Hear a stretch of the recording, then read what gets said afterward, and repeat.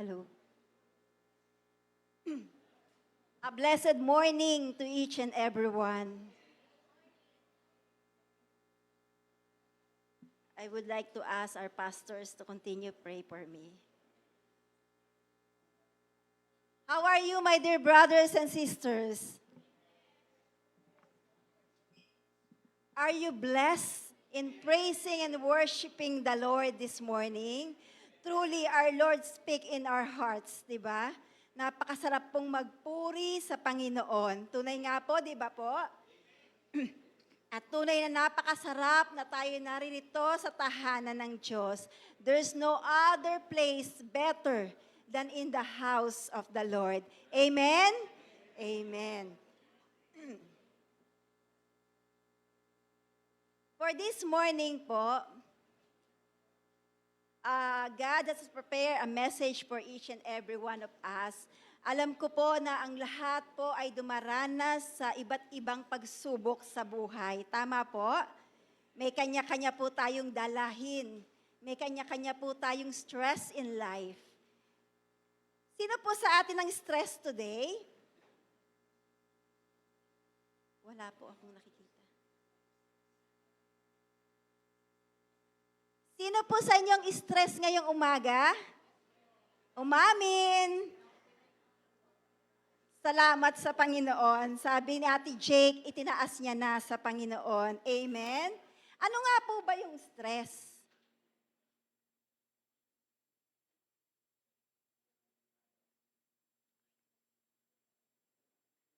Ano nga po ba yung stress? Alam niyo po, yung stress kasi, this is a natural human response. Pagka po tayo ay humaharap sa isang bagay na hindi ordinary or kakaiba sa atin. Di ba po? At our body address that challenges and threat in our life. Ito po yung physical, emotional, tension na meron tayo sa ating buhay. Pero alam niyo po ba na ang stress can be positive if it is a short-term stress.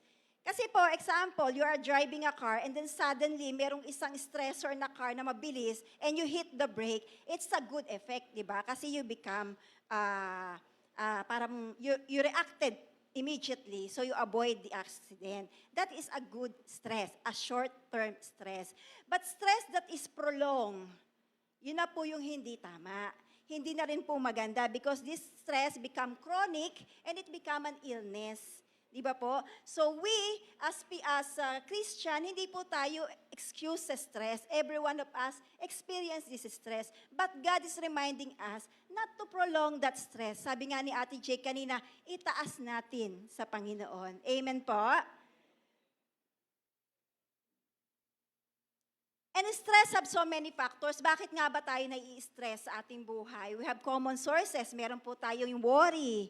We're always worry. May pambayad ba ako ng bill ng hospital? May pambayad ba ako ng electric bill? Diba? We have so many worries about our family way back in the Philippines or in our native land. So, kumbaga, okay lang bang aking mga anak? Are they okay? Are they good? Diba? We're always worried about them. But I would like to remind each and everyone that even as we cannot take care of ourselves, how much more we can take care of our children kung sila'y malayo sa atin. We leave it all up to God. Dahil siya lang po ang pwedeng mag-ingat sa atin.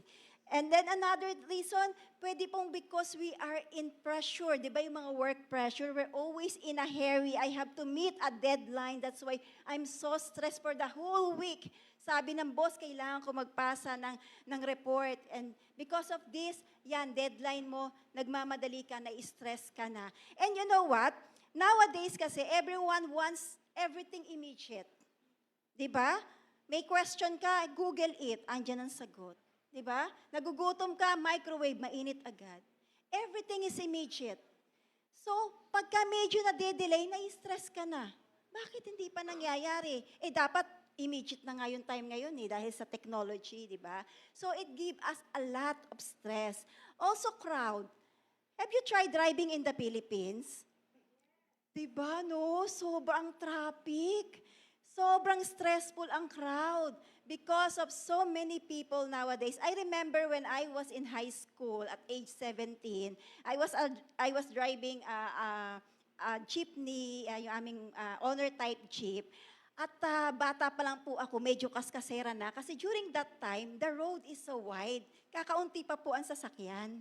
Ngayon po, kahit ano pong gustuhin mong magmadali, 20, 30, di ba, kilometer per hour, mabuti na makaabot ka ng 80, di ba? But because of so many crowds, so many people around us, it gave us also stress. Di ba po? And we have many choices nowadays. I remember when I enrolled in college, iilan lang po yung courses offered in our school. Nursing, midwifery, ABM, ganun lang po. Nowadays, even courses, napakadami po. Parang 100 courses ang pwede mong pagpilian. HRM pa lang, ang dami na yung choices. Ang daming branches, di ba? We have so many choices in life that give us also stress. Pero if you will think about this, hindi naman siya sana stressful, di ba? But because of these things surrounding us, we become stressful. And we also have this fear of the future. Sino po yung nag-aalala para bukas? Di ba? Sometimes we are afraid of what if. This stress are cause of what if in life. Hindi pa po nangyayari, pinag-iisipan mo na. Hindi pa nangyayari, pinag-aalala mo na. Hindi naman po sinabi ng Panginoon na do not prepare for the future. But God was telling us to be totally dependent on Him. To depend on Him. And who wants to live a healthy life? Sino po ang gusto magkaroon ng malakas at mahabang buhay? Amen, amen. Lahat po tayo, we want to live a happy and a healthy life. Sabi po sa Proverbs 40 and verse 30, a peaceful heart leads to a healthy body. Sabi po sa Amplified Version, a calm and undisturbed mind and heart are the life and heart of the body. Ang isip na tiwasay ay nagpapahaba ng buhay. Gusto niyo po ng mahabang buhay?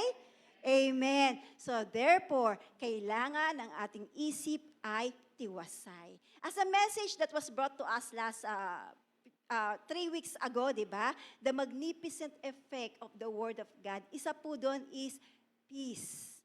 Di ba? So, the supernatural peace, that despite and in spite of things around us, we have this peace in our heart. You know the antidote to stress? We can find it in the book of Psalms. And I would like to ask everyone to please stand as we read Psalms 23.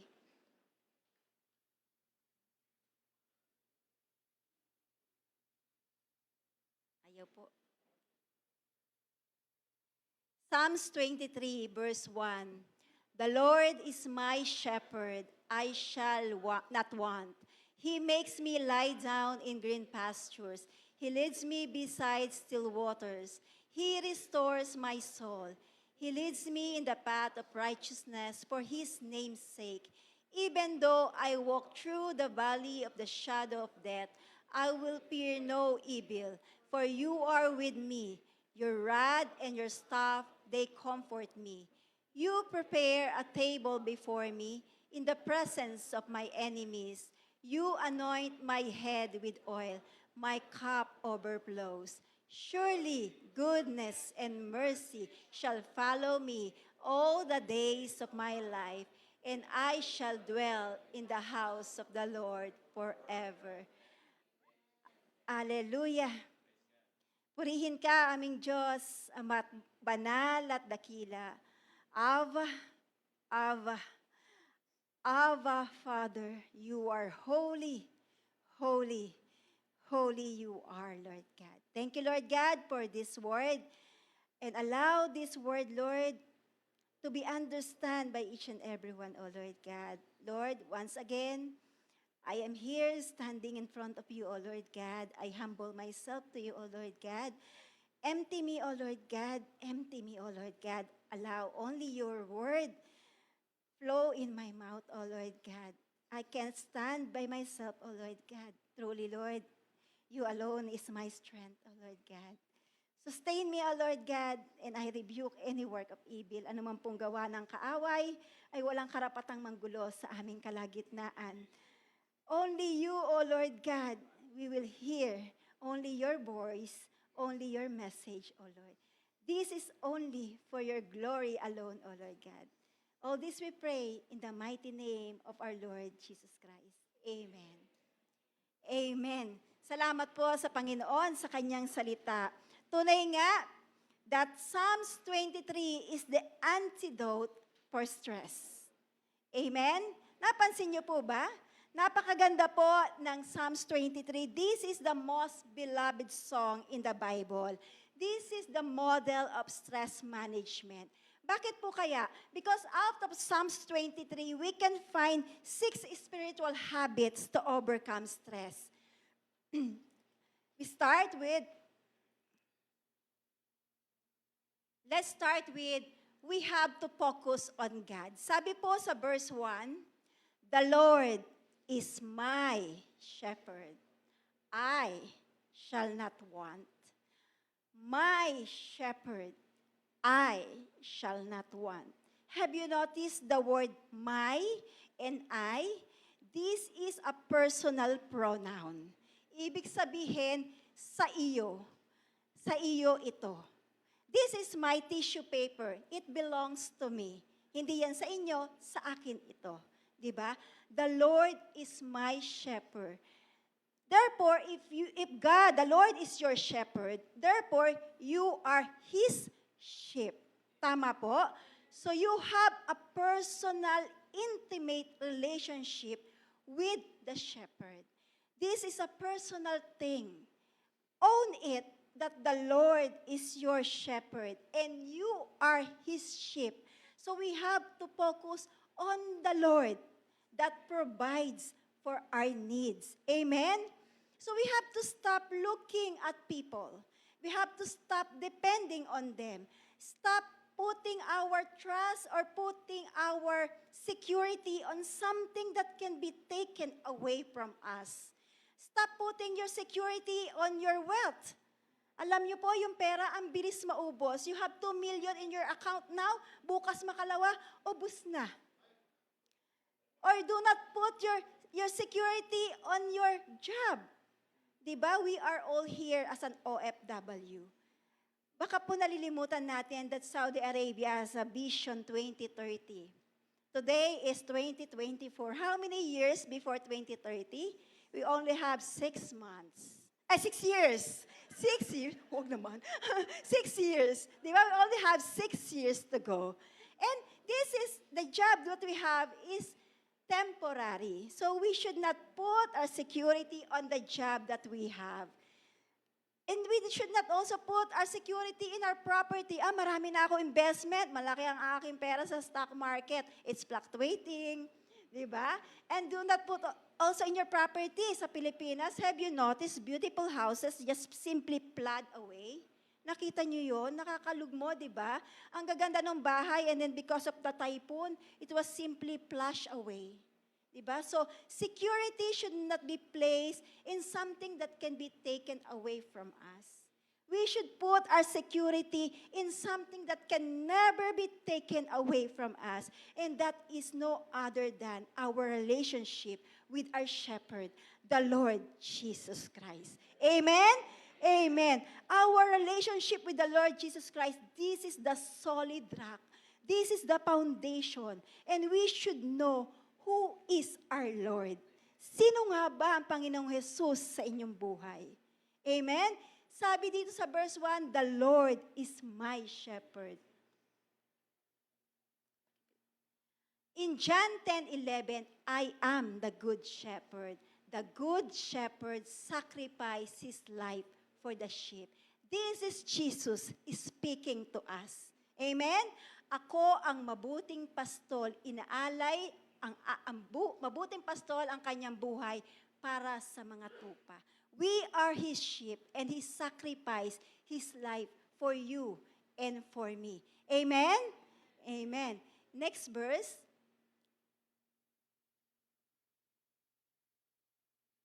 Next verse, please. John 10:14, I am the good shepherd. I know my sheep and they know me. Do you know Jesus Christ? Amen. Totoo, kilala niyo ang Panginoong Jesus? Amen. Because He is our good shepherd. He knows you. Kilala niya kayo by name. And we should know Him. Amen?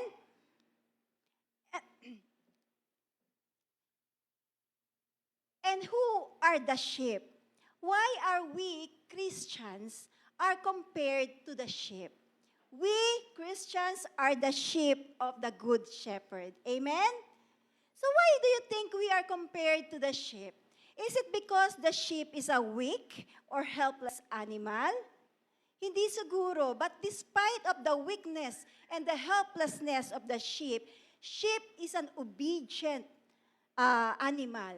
He obey the shepherd. Ang sheep kasi, this is a passive animal. Hindi po siya palaaway. Hindi siya aggressive animal. So like us, we can easily go astray. But because of our shepherd, He find us. Diba? Do you know the story of the lost sheep?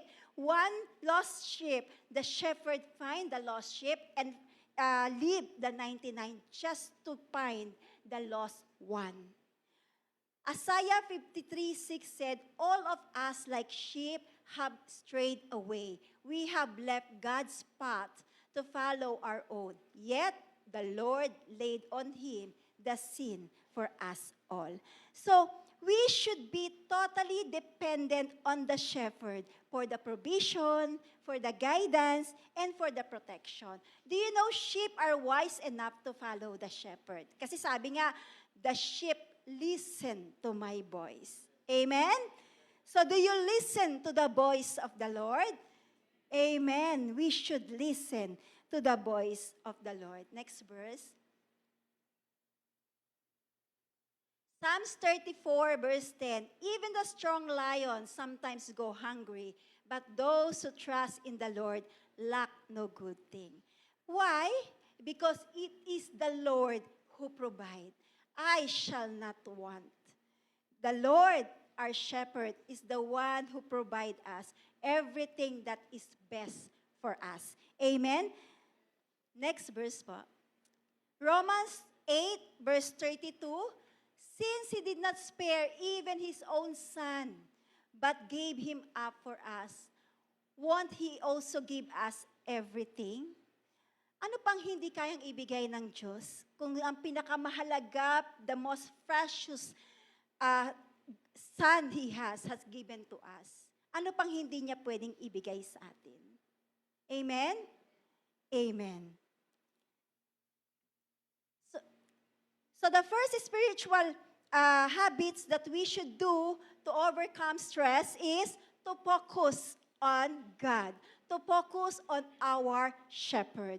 The second is to obey God, to obey God's instruction about rest. In verse 2, He makes me lie down in green pastures. He leads me beside still waters. Do you know that sheep will never lie down if the sheep is unsatisfied? If the sheep felt that it's scared or unsatisfied, kung gutom siya, hindi yan uupo sa damuhan. He will still keep on walking and following the shepherd where the shepherd will lead. The rest, yung pahinga ng sheep is also dependent on the shepherd. When the sheep is satisfied with the food, the green grasses, and satisfied with the water, that's the only time the sheep will lie down. And also the sheep will never drink from a rushing water. Kasi nga, di ba, yung sheep medyo weak sila, so they're afraid na pagka uminom sila sa rushing water, they may be flow away, di ba? Malulunod sila. So what does shepherd do? He provide a pens. Nilalagyan niya yan ng harang para maging still yung water so that the sheep will drink from it. Amen? So green pasture. We know the term green pasture, it pertains to something better, beautiful place. Amen? I remember I have a friend before, I asked her, saan ang punta mo ba? Sabi niya, I'll go to America for a greener pasture. Sana all. No? But then remember, maybe that is the greener pasture for her, but not a greener pasture for everyone. We have our own green pastures according to the will of God. Amen? Perhaps for me, I could say Saudi Arabia is my green pasture. Praise God, because not because of my job, but because here the Lord found me. Amen? So that's why when there are redirection in our life, I remember during the COVID, di ba, there are so many people who lost their job. It is somehow a redirection of God. Merong mga tao na talagang they've been so depressed, so stressed because of their responsibility na walan sila ng trabaho. But then, I know someone na he started a business of cooking and selling it online. And then until now, yun na yung business niya. It is a God's way of redirecting it to a greener pasture in our lives. Amen? So we just have to follow the instruction of the Lord for a greener pasture, yung mga detour niya, because He's going to lead us in the green pasture that He designed for you and for me. Amen? So God reminded us to rest in His presence. Next one is, God given us 24 hours a day, right? And out of these 24 hours, we have 8 hours supposedly for sleep. Who sleep 8 hours a day? Sino po natutulog ng 8 hours a day? Ako po talaga, I sleep 8 hours a day. If I'm not able to sleep 8 hours a day, medyo humihina yung aking pero praise God that He sustained me. So remember that God reminded us to rest. Because even God rested on the 7th day. Di ba? He modeled rest. I remember Jesus Christ was sleeping on the boat. Remember, di ba? He's sleeping in the boat with yung mga apostles during that time na umuulan ng malakas, di ba? He was sleeping. So he is resting as well. So all of us are reminded to rest. In Exodus 34, verse 21, you have 6 days each week for your ordinary work, but on the 7th day, you must stop working, even during the season of plowing and harvest. In chapter 20, verse 8 to 9, remember to observe the Sabbath day by keeping it holy. You have 6 days each week for your ordinary work, but the 7th day is Sabbath day, rest dedicated to the Lord your God. Here in Saudi Arabia, our day of rest is Friday. And this is dedicated to the Lord. I praise God for the lives of each and every one of you that choose to be in the house of the Lord today. Amen. As I always say, better is this one day in the house of the Lord than 1,000 elsewhere.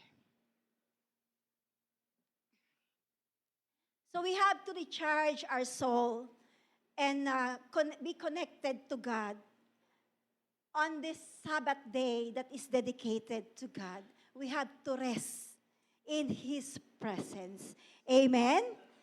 Amen. So third habits to overcome stress is to let God guide us. In verse 3, He restores my soul. He leads me in path of righteousness for His name's sake. You know, life is a series of choices. Series of yes and no. Series of stop and go. Series of choices, path to take. Diba? We have to, once we wake up, once we open our eyes, we have to decide, what shall I do? Should I stand and take a bath? Or should I sit down and read the Bible? Or should I continuously sleeping? Diba? Or should I pray before I stand? Or should I be rushing? Kung late ka na, nagmadali ka na, you forgot to pray and ask God for the guidance for that day. It's a series of choices that we make in life. And remember that every good decision or good choice lead us to good result, lead us to success, because these things are guided by God. And those bad choices, it lead us to failure. It lead us to bad things, di ba? Because, you know, choices have consequences. You choose to come here to listen to the Word of God, you will be blessed by His message. You are blessed by the Word of God. You stay at home, that's your choice. God, siya na po ang bahala sa iyo. Di ba? And the series of choices that we make, and God was telling us that we should be decided on things. We should be decided because God also not happy to the people who are indecisive, yung pabago-bago ng isip. Diba? Sabi nga po sa Santiago, chapter 1, verse 7 to 8, huwag umasang tatanggap ng anumang mula sa Panginoon ang taong pabago-bago ng isip at di alam kung ano talaga ang nais. So, are we keep on changing our mind, coming or not to the church, listening or sleeping, praying or sleeping? So we have to be decisive. We have to decide for the glory of God. Huwag pabago-bago ng isip. Amen po?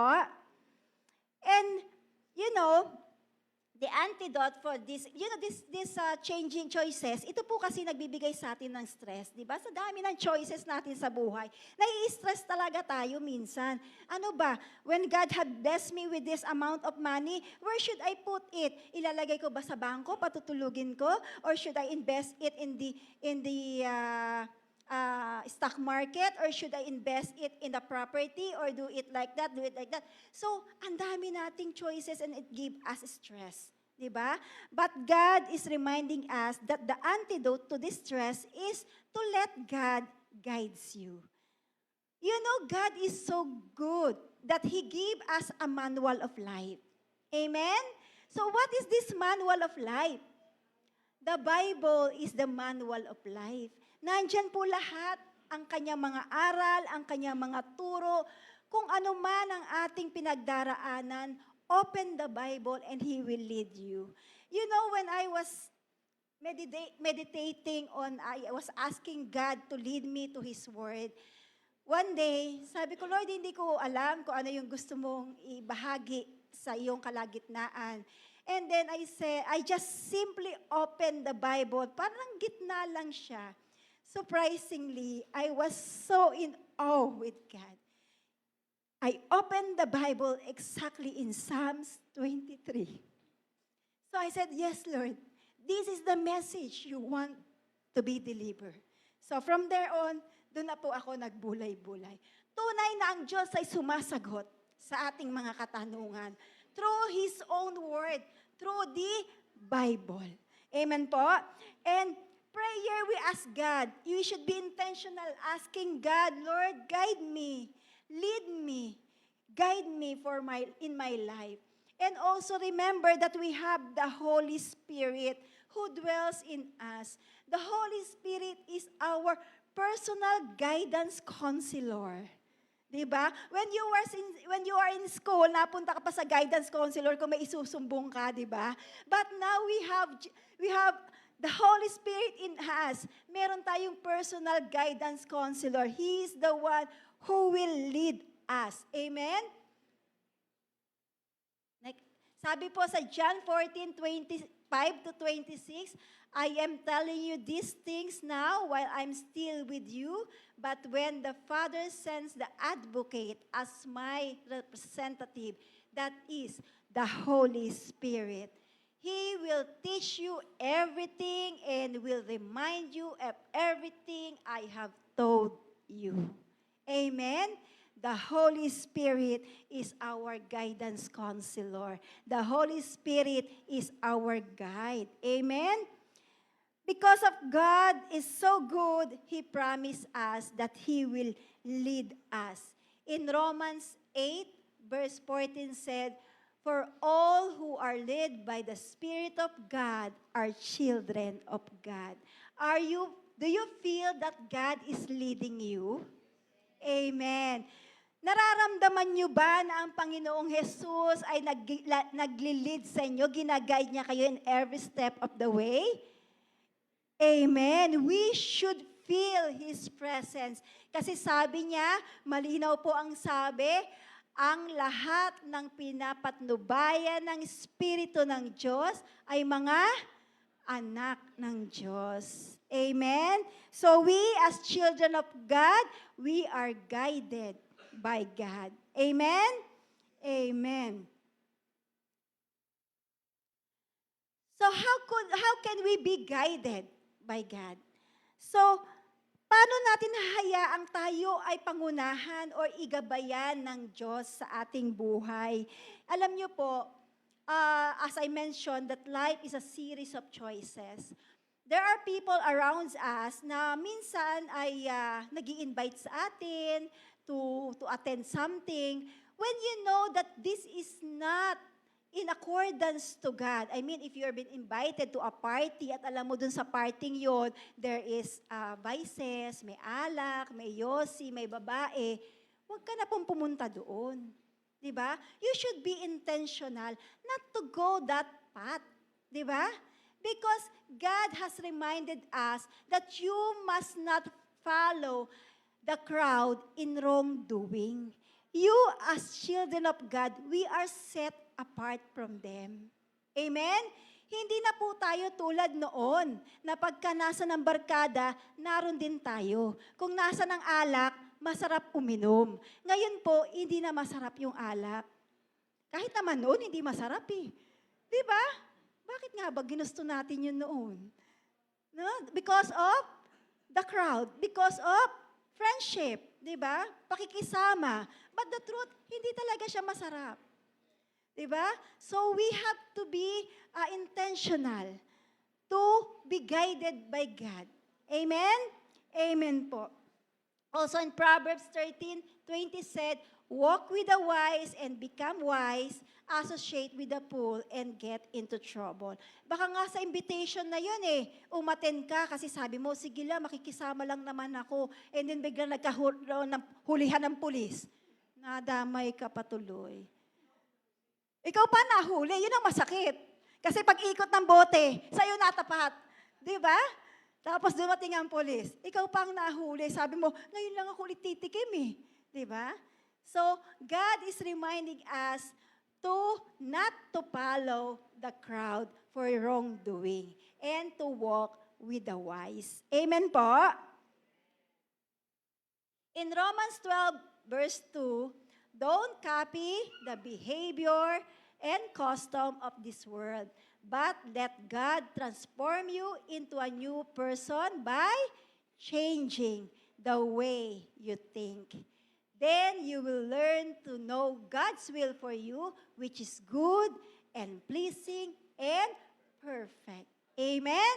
Amen. Be transformed by renewing your mind. Diba? Dapat daw ang iyong iniisip ay pang-langit. Hindi na yung worldly things. What we're thinking is for the glory of God. Amen? Amen. So we have to desire that we will be led by God. We should have the desire to follow the path to the righteousness, for God's righteousness, for His name's sake. Amen po? Amen. Siguro sabi ng iba, napaka-boring talaga maging Kristiyano. Ha? Boring po ba? Hindi kaya, ang saya-saya kaya. Kanina nga, di ba sa praise and worship, napakasarap magpuri sa Panginoon. Amen? Napakasarap sa presensya ng Diyos. Amen? At ang mga Kristiyano po, lagi tayong may eating ministry. Kaya po tayo nagtataba ang lahat. Wala nga lang pong alak. Kasi sabi nga po ng Panginoon, be drunk with the word of God, not with the wine. Na magpakalasing tayo sa salita ng Diyos. Amen? Amen. So let's continue how to let God guide us. We should be intentional in having this joy in doing His will. Sabi po sa Psalms 40 verse 8, I take joy in doing your will. My God, for your instruction are written in my heart. So we have to desire to be led by Him. We have to desire to do His will. Amen? Let the Word of God serve us as the light to our path. Diba? Hayaan mo yung salita ng Diyos ang maging ilaw sa ating daraanan. Sabi po sa, next verse. Ayan. Sabi po sa Psalms 119 verse 113, guide my step by your word, so I will not be overcome by evil. Allow the word of God to be our light.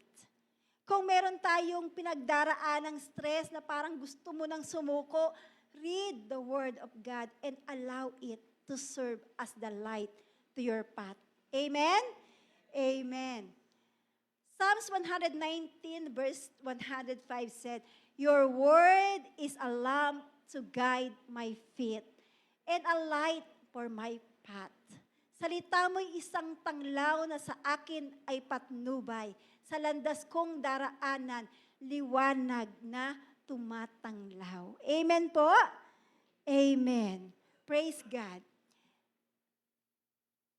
And in Isaiah chapter 48, verse 17 to 18, this is what the Lord say, your Redeemer, the Holy One of Israel.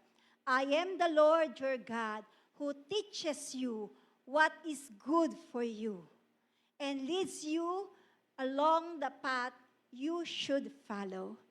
Oh, that you had listened to my commands, then you would have had peace flowing like a gentle river, and righteousness rolling over you like waves in the sea. Kita mo po, sinabi dito, ako ang iyong Diyos na si Yahweh, tuturuan kita para sa iyong kabutihan. For our own good, for our own benefits, ang pagtuturo ng ating Panginoong Diyos. Amen? Papatnubayan kita sa daan na dapat mong lakaran. He is the one who will guide us. At kung sinusunod mo lang ang aking mga utos, pagpapala sana'y dadaloy sa'yo. So minsan, maybe we're thinking, bakit nga ba I am not that blessed? Bakit nga ba parang hindi ako ganon ka-blessed as of my friends or my brothers and sisters? Perhaps kasi, sabi dito, kung sinusunod mo lang ang aking mga utos. Amen? Sundin po natin ang kanyang mga utos at ang pagpapala ay dadaloy sa'yo parang ilog na hindi natutuyo. Tagumpay mo sana'y sunod-sunod parang along gumugulong sa dalampasigan. Amen? Amen. Praise God. So these are three. So what is the fourth? Next po. The fourth way to overcome stress, fourth spiritual habit that we should do to overcome stress is to remember that we should fear no evil. We should fear no evil. Huwag kang matakot. Huwag kang matakot. Sabi po sa verse 4, even though I walk through the valley of the shadow of death, I will fear no evil, for you are with me, your rod and your staff, they comfort me. Ano po ba yung valley? Valley is part of our lives. Diba? Ayan po sa picture, yung natin nilalakaran bago tayo makaakyat sa bundok, ito po yung valley. If you will notice, every one of us walk in different valleys in life. Lahat po tayo may pinagdaraanan. Maaring sa'yo, ang problema mo is health, or sa kanya is finances, maybe on the others are emotion, or maybe on the others are spiritual. We have our own valleys in life. And this valley usually mabato, matubig, di ba? Before we reach the mountain top. Kasi when we walk through the valley, our main goal is to walk to the mountain top. Valley represent the starting point of life. Ito yung nasa daan ka lang. And the mountain top represent the peak of your success. The blessings that God has blessed you with. Amen po? So, remember that we should walk through the valley, and this valley should be temporary.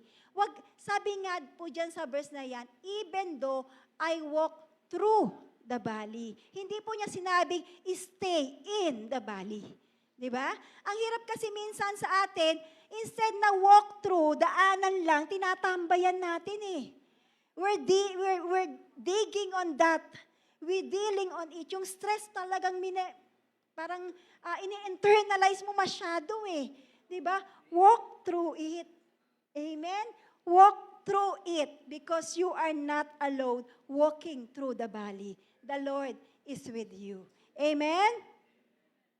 Sabi po sa 1 Peter 4:12, Dear friends, don't be surprised at the fiery trials you are going through, as if something strange were happening to you. Lahat po na nangyayari sa atin, lahat po ng pagsubok sa ating buhay, hindi po ito kakaiba. Ito po ay ordinary na lamang dahil lahat po ay ito'y pinagdaraanan.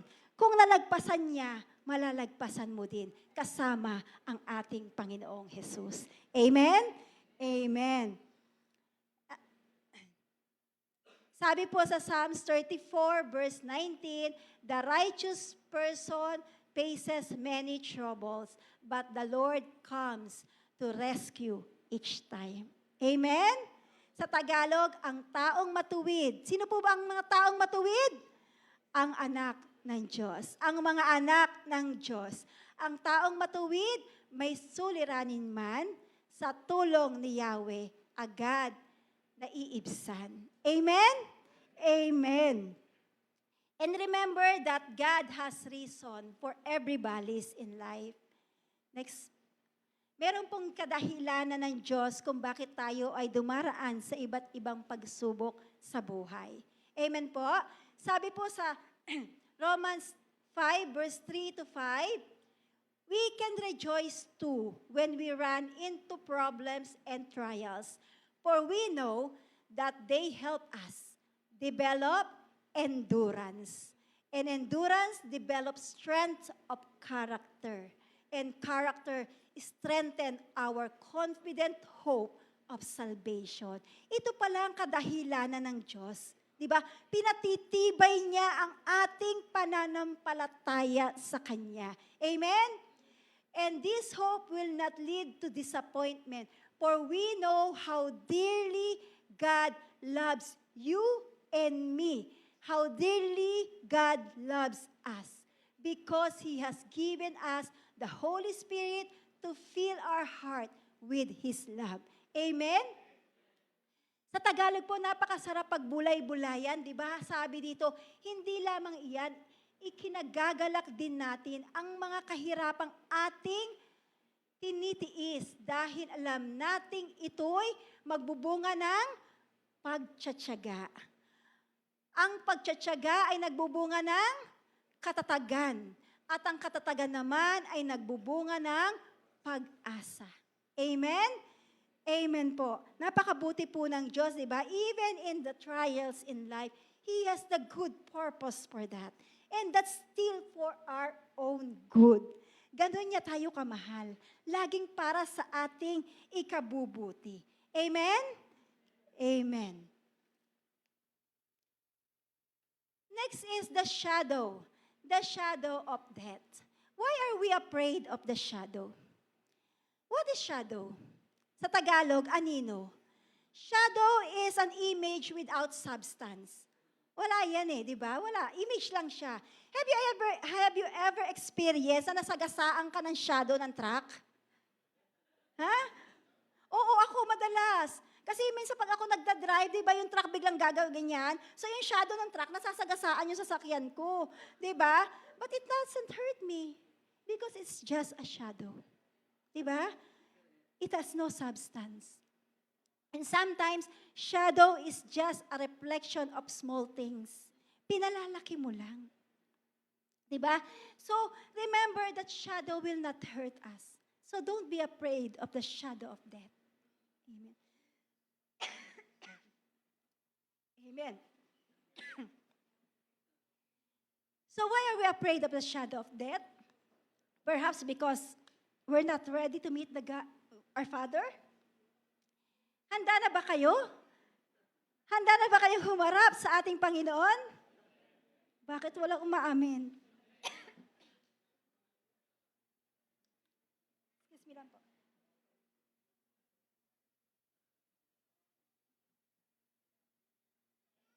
Amen. Amen. Shadow. So bakit nga po ba tayo natatakot sa anino? Bakit po? Yung mga bata, takot sila sa anino nila. Di ba? Pag nakita nila, natataranta sila because they have no knowledge of what shadow is. But as children of God, we know exactly that when there is a presence of shadow, there's the presence of light. Di ba? Walang anino kung wala ang ilaw. And every battle, every valley that we come to, we should turn around and look for the source of light. Walang iba kundi ang ating Panginoon. This shadow has nothing to do. Wala siyang magagawa sa atin. We just focus on the light that is present at the back of that shadow. Amen? Jesus spoke to the people once more and said, I am the light of the world. If you follow me, you won't have to walk in darkness because you will have the light that leads to life. Amen? Amen. Ako ang ilaw ng sanlibutan. Ang sumusunod sa akin ay magkakaroon ng ilaw sa kanyang buhay at di nalalakad sa kadiliman. If you experience that you're walking in darkness, para bang madilim ang iyong buhay dahil sa dami ng problema, sa dami ng stress in life, remember to look at the light. Amen? And that light is the one who will lead us. Amen po? In Job chapter 12 verse 22, He uncovers mystery hidden in darkness. He bring light to the deepest gloom. Gaano man pong kalalim, gaano man kalaki ang pagsubok sa buhay, gaano man kasilamuot ang iyong pinagdaraanan, look into the light because the light is present to His children. Amen po? Amen. So fear no evil. The shadow, wala siyang kayang gawin. Try niyo po magpasagasa sa shadow ng truck. Hindi po kayo masasaktan. Huwag po kayong papasagasa sa truck, ha? Sa shadow of the truck lang. Okay po? So what else? Sabi dito, John 16:33, I have told you all this so that you may have peace in me. Here on earth you will have many trials and sorrow, but take heart, I have overcome the world. Amen? Sino po ang nagsabi nito? Ang ating Panginoong Jesus, na pagtagumpayan ko na ang mundo. Amen po? Amen. Hebrew 12:11, no discipline is enjoyable while it is happening. True enough, di ba? When we're in the process of discipline or trials in life, hindi po siya nakakatuwa. Ngunit, this is painful, but afterwards, we have to look after. Pagkatapos ng lahat na to, afterwards, there will be peaceful harvest of light, of right living for those who are trained in this way. Tayo po ay sinasanay ng ating Diyos upang tayo ay mas lalong maging matatag at mas lalong kumapit sa Kanya. Alam niyo po, minsan kasi I've realized, people nowadays, when they have this successful life, parang wala silang problema sa buhay, they forget about God. Diba? Nakakalimutan natin. Kasi feeling mo, you have all these things because you're able to do it by yourself.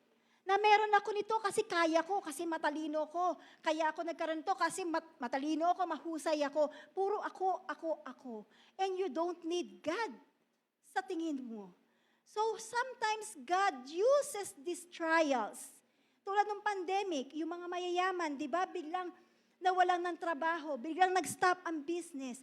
Many of them turn to God because they realize that everything they have is from God. Pag sinabi ni Lord na, kunin ko yan, kukunin niya yan because all good things that we have is from God alone. Amen? Walang dahil sa kinaya natin, walang dahil sa gawa natin, lahat ng ito ay galing lamang sa Kanya, sa Kanyang pagpapala. Amen? Amen. Next. In Romans 8:31, what shall we say about such wonderful things as this? If God is for us, who can ever be against us? Amen? Amen. Di ba? Sino ang ano pa ang masasabi natin tungkol dito kung ang Diyos ay para sa atin? Sino ang makakalaban sa atin? Amen? God said, I have conquered the world. Stress have nothing to do with us. Walang kakayanan ang dyablo dahil napagtagumpayan na ng Panginoong Jesus. Amen? Amen.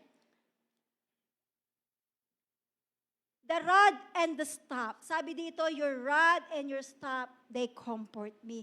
Alam niyo po, the shepherd always hold a rod and a staff whenever he lead his sheep in the green pastures. And these are symbolic. Kasi po, yung kanyang rod, it uses to defend the sheep. Pag may mga wolf na gustong awayin or kainin yung kanyang sheep, ibabato yan ng shepherd, pukpok doon sa mga wolf, no? So, it is a weapon used by the shepherd. And also the staff, di ba? Pag may makulit na sheep, meron pa rin namang makulit na sheep, di ba? Na nag-go astray, kaya nga may 99, may isang nawala di ba? So, the shepherd used it para bumalik ka nga dito, to lead it back to the flock, di ba? So, the rod and the staff of the shepherd comfort the sheep, gives comfort to the sheep. Amen po? Amen. So next, ano po yung unang apat? Do you still remember? Focus on God. Second, obey God's instruction of rest. Third, fear no evil. Let God guide us. Fourth, fear no evil. And fifth, stay connected with God. In verse 5, you prepare a table before me in the presence of my enemy. You anoint my head with oil. My cup overflows. Alam niyo po, I have something to share. When I was here about 11 years ago, hindi pa po ako lubusang mananampalataya by that time. But praise God because even at those days na hindi pa ako wala pa akong ganong deep relationship with the Lord Jesus Christ. He always lead me. I always play the song, Thank You Lord, in the room. Yan po yung aking laging tumutugtog dun sa aking kwarto. And then, I always have this Bible verse a day. Wala lang, parang gusto ko lang na sa umaga, ganyan, meron ako nababasang Bible verse. Pero hindi nga po ganun pakalalim ang aking pagkakilala sa Panginoong Diyos. One day, I have read this verse. Hindi ko po yan malilimutan. Sabi diyan, you prepare a table before me in the presence of my enemies. You anoint my head with oil, my cup overflow. That morning, as usual, I prepare myself, I went to work. That morning, our clinical director called a meeting. Sabi niya, lahat ng Pilipino should have a meeting doon sa auditorium. I have no idea what the meeting is all about. Wala po akong idea ano kaya yung meeting. And before that po kasi I was appointed in a certain position, ganyan. And then I have these colleagues na medyo opposing of that position. So sa akin po wala akong idea what that meeting is all about. So I went there together with all my colleagues and everyone just listened. And that clinical director talked in a very strict way. Ang sabi niya, sino man ang mag-oppose sa aming desisyon na inilagay ito si Myra sa posisyong iyon, humarap at magsabi ng harapan. Hindi yung pinadadaan nyo sa sulat. You coward, sabi ganon. We appoint her because of this and that. God's grace, because of God's grace. I was in awe. Lord, that's what you have told me this morning. That you prepare a table before me in the presence of my enemies. Hanggang ngayon po, I am overwhelmed with God's blessings, with God's preparation of that table before me. Kasi nakita ko doon that He is the one who will defend you in the faces of these enemies. Di ba po? Hindi ko po pinagmamalaki ang aking sarili at hindi ko rin po pinagmamalaki yung aming clinical director na pumanig sa akin. Ngunit it is God. It is God's grace that He prepared a table before me in the presence of my enemies. Amen? So remember, when someone is belittling you, kung meron pong nang-aapi sa atin, we're stressed because of these people who accuse us, because we are being called by names or we're being called, dahil tayo po ay binubuli, remember that it's the Lord who will defend you. It is the Lord who will fight for you because He prepared a table before you in the presence of your enemy. Hahayaan ng Panginoong makita niya na ang kanyang anak ay magningning sa harap ng mga taong kumakalaban sa kanyang anak. Amen? Only for the glory of God. Amen po? Amen. God will make a way and God will bless you despite and in spite of these people surround you. Remember, in Exodus 14:14, the Lord Himself will fight for you.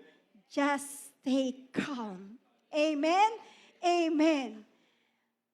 2 Chronicles 20 verse 15 sa pangalawang bahagi, do not be afraid or discouraged by this mighty army, for the battle is not yours, it is God's. The battle belongs to God. Amen? Amen. Praise God. You anoint my head with oil. Do you know why the shepherd put oil in the head of the sheep? Kasi po, during summer season, yung mga flies, tumatapak sa mga ulo ng sheep at kung saan doon sila nagpo-produce ng larva, tapos pumapasok sa ilong nila, and then it causes confusion to the sheep. Naku-confusion sheep, nawawala sa sarili, nai-stress. Diba? So God, the shepherd, for the good of the sheep, He anoint it with oil. Diba po? So still, the goodness of God, God anoint His people so that we will not be confused, so that we will focus on His word. Amen po? Amen. This is to sweeten us. Kasi nga po, sabi po sa John 10:10, di ba, ang magnanakaw, dumarating ang magnanakaw para lamang magnakaw, para lamang pumatay at manira. Naparito ako upang ang mga tupa ay magkaroon ng buhay at isang buhay na sagana at ganap. Amen? My purpose is to give them rich and satisfying life. That's why the shepherd anoint us with oil. Amen? You know, next po. You know, in the Old Testament, there are only 3 people who can do the anointing. Yung pong priests, prophets, and the king. But when Jesus came and died on the cross, we can have a direct relationship with God, and anointing is given to us through the Holy Spirit.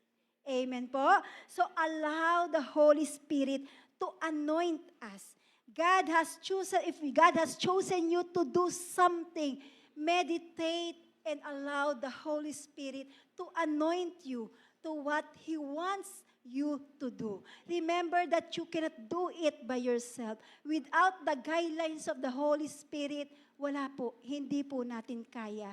Hindi natin kayang maglingkod sa Kanya kung hindi tayo papatnubayan ng banal na Espiritu Santo. Amen po?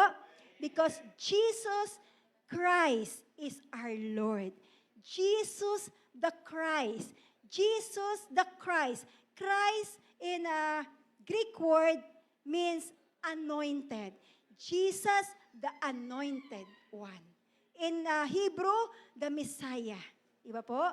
So, Jesus is the anointed one. Amen? Amen. So, remember that we cannot fulfill our calling the way we want it to do if there's no anointing by the Holy Spirit. Amen? Verse po. Ephesians 2:10 said, "For we are God's masterpiece. He have created us anew in Christ Jesus, so we can do the good things He planned for us a long ago." Kaya po pala tayo nakakagawa ng mabuti dahil din po ito sa anointing sa atin ng Panginoong Jesus. We cannot do good things without Him telling us to do so. Amen? We desire the gifts of the Holy Spirit, but much more we should desire the fruit of the Holy Spirit, that love that flows in our hearts so that we can do good to everyone. Amen po? Amen. Jeremiah 29:11, sa ulado nating lahat to. "For I know the plans I have for you, says the Lord. They are plans for good and not for disaster, to give you a future and a hope." Nang tayo po ipinanganak, meron na pong plano sa atin ng Panginoon. Ang plano niya, a plan for good and future. Amen? Amen. Philippians 4:13, "For I can do everything through Christ who give me strength." We can do all things through Christ who give me strength. Amen? If you feel that you are weak, don't focus on your weaknesses. Focus on the one who gave you strength. Amen? Praise God.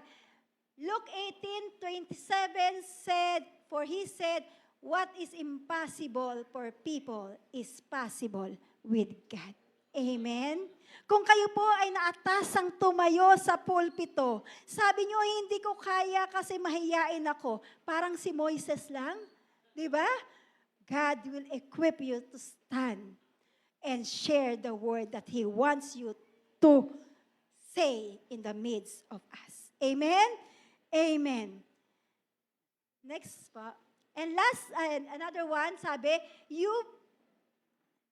sa John 15:7-11, "But if you remain in me and my words remain in you, you may ask for anything you want and it will be granted. I have told you these things so that you will be filled with my joy. Yes, your joy will overflow." We should remain kaya nga sabi, we should be connected to God. We remain with Jesus. Amen? So that we could produce fruit, we should remain intact with the vine. Next verse. John 15:5, "Yes, I am the vine. You are the branches. Those who remain in me and I in them will produce much fruit. Apart from me," pabalik po, "apart from me, you can do nothing." You can do nothing. So we have to be connected with the vine so that we're able to produce much fruit. Diba? Magbunga tayo ng pag-ibig ng Diyos. Amen po? Next. And lastly, in verse 6, we should be grateful and worship God in all our ways. Sabi po, "Surely goodness and mercy shall follow all the days of my life, and I shall dwell in the house of the Lord forever." God's goodness is overflowing. We just need to appreciate it. Kailangan lang po nating makita at ma-appreciate yung goodness ni Lord. Remember that everything we have is from God. So we should be grateful. The reason sometimes why we are stressed because we felt that we are lacking. Puro tayo reklamo. Puro tayo, yung bang reklamo, puro complain ng complain. Or wala akong pere, wala akong ganito, wala akong ganyan, may sakit ako, may ganito ako. We keep on saying those things that did not come from God. Let's start saying, I'm healthy. Despite of this sore throat, God remain in me and let me stand in front of you. Diba? We should keep on saying that God is with me. And we should keep on saying, I am rich because of the richness of God. Stop complaining. Sabi nga po sa Philippians 2 verse 1 to 4, Philippians 2 verse 14 to 15, do everything without complaining or arguing so that no one can criticize you. Live clean, innocent lives as children of God, shining like bright light in the world full of crooked and perverse people. So wag po tayong panay reklamo. Pag sinabing, kamusta ka, ma-beauty pa rin. Di ba? Ma-beauty because of the beauty of God that has blessed us with. Maganda pa rin ang buhay, di ba? Kahit walang pera, may pera ka ba? Meron. Nandun pa lang, di pa pumapasok, pero meron pa din. Meron pa din, di ba? Because God is good. We have to be grateful. We have to be grateful for everything that God has blessed us. You know, because when we are grateful, the more reasons God will bless us with more things to be grateful for. Di ba? Manatili tayo nagpapasalamat. Kahit sa maliliit na bagay, magpasalamat tayo. Amen? So let's stop complaining, ha? Kung medyo matagal, wag na po tayo mag-complain, ha? 1 Thessalonians chapter 5, verse 18, be thankful in all circumstances, for this is God's will for you who belong to Christ Jesus. Amen?